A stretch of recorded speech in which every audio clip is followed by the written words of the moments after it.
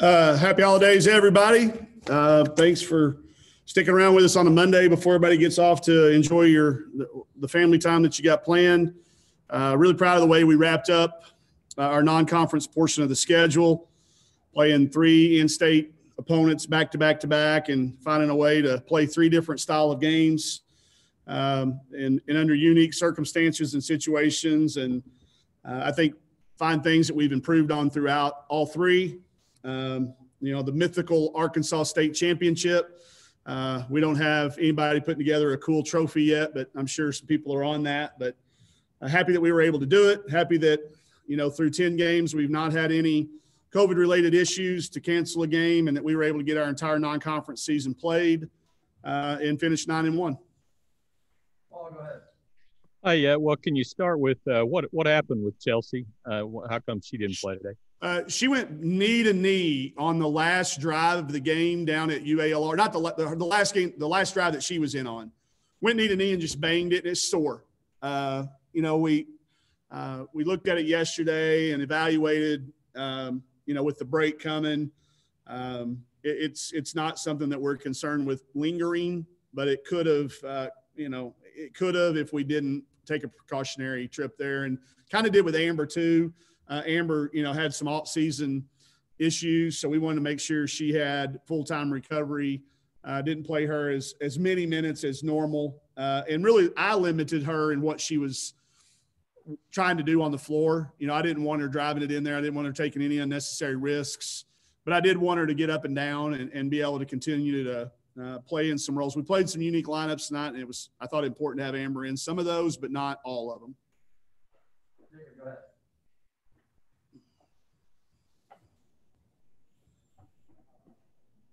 Mike, what does it say about this team that Chelsea's not in today, Amber doesn't get as many minutes as usual, and you can still put up the offensive production that you did? That competitive depth is a real thing, and not just me trying to make a cool term up and sound smart. It's real. Aaron and Marquisha, and then Jalen playing various roles, and, telling Mac and Slocum, hey, be a little bit more aggressive in these areas. I don't like playing without either one of those kids, but it's good to know that if foul trouble or the virus or, something comes along that we can find a way to win.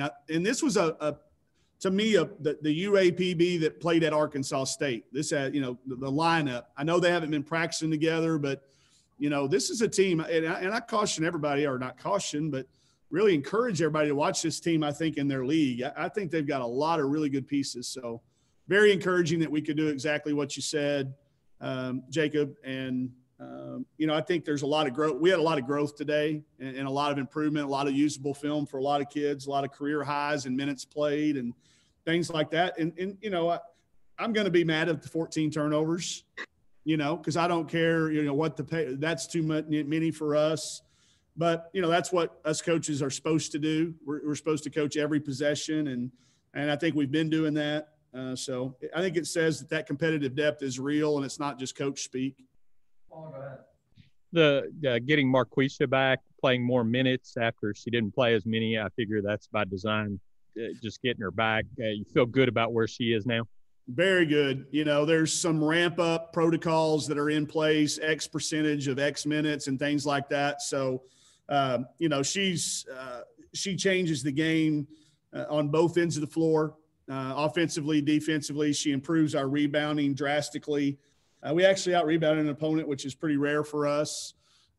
So she has a lot to do with all that, and good to have her back, and good to know that, she's going to be available and hopefully full strength all the way through our SEC season, the way it's played out. Go ahead. How comfortable do you feel, or how ready do you feel this team is for conference play now when the schedule ramps up a little bit? Well, they didn't do us any favors with those first 6 games. I think I'm comfortable, but not. I'm not gonna take a 10-day break from watching film and things like that, and playing with analytics and trying to improve. I don't think we're by near where we need to be. It's not that any one opponent is like any better than Maryland or Baylor. It's just that the next 16 games are such it's hard to understand the fact that those 16 games that you have, there's not a time to come up and take breath. Everybody on that schedule tries to win in women's basketball, and they've got a plan and they execute. And there's just not a break between those bye games. Those bye weeks are there for COVID rescheduling. They're not there for a break. There's just not a break between now and the end of the year. So not 100% comfortable, but I am confident. I like where we're at.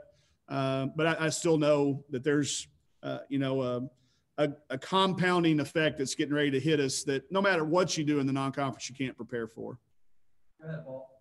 I was just going to, you said that happened with Chelsea the last time. Was that in the third quarter, or was she in the fourth quarter at some Yeah, point? she played a little bit, but it was on the last drive. She drove in and there was a collision right in front of our bench. And you go back and you can see that it's not a twist or a turn, but it's a bang. So, she's a competitor. Of course, she told me she could have played if we needed to and was trying to. But there's sometimes when, you have to be the coach and you have to be the adults in this and protect them from themselves.